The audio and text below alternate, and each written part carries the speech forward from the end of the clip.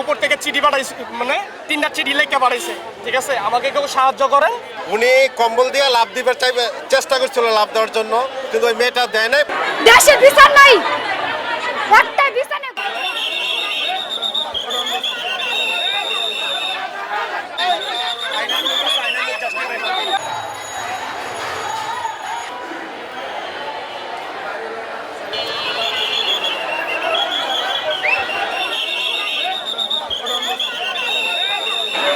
এই ঘটনা নিচে চোখে দেখি।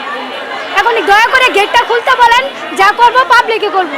খুলেন, বলেন গেটটা খুলতে, ভাইয়া গেটটা খুলতে বলেন। দেশের বিচার নাই, একটা বিচার নেই।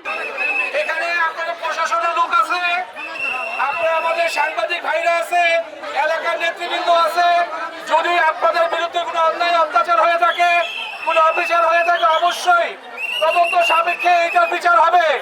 উপর থেকে চিঠি পাঠাইছে, মানে 3টা চিঠি লেখা পাঠাইছে। ঠিক আছে, আমাকে কেউ সাহায্য করেন, অথবা ঠিক আছে আমার স্বামী নাম্বার ফোন দেন। ঠিক আছে, উনি কম্বল বেচাইছিল লাভ দেওয়ার জন্য। ঠিক আছে, পরে আমরা এখান থেকে জনগণ উৎসব দিছি, চিল্লাচিল্লি করে আপনি লাভ দিয়েন না, আমরা পুলিশের কাছে গেছি, পুলিশ আপনার উদ্ধার করবো। পুরো ছিল, বারিন্দায় ছিল। উনি কম্বল দিয়ে লাভ দিবার চেষ্টা করছিল, লাভ দেওয়ার জন্য, কিন্তু ওই মেয়েটা দেয় নাই। পরে লাস্টে একটা চিঠি লেখা নিচে পালাইছে।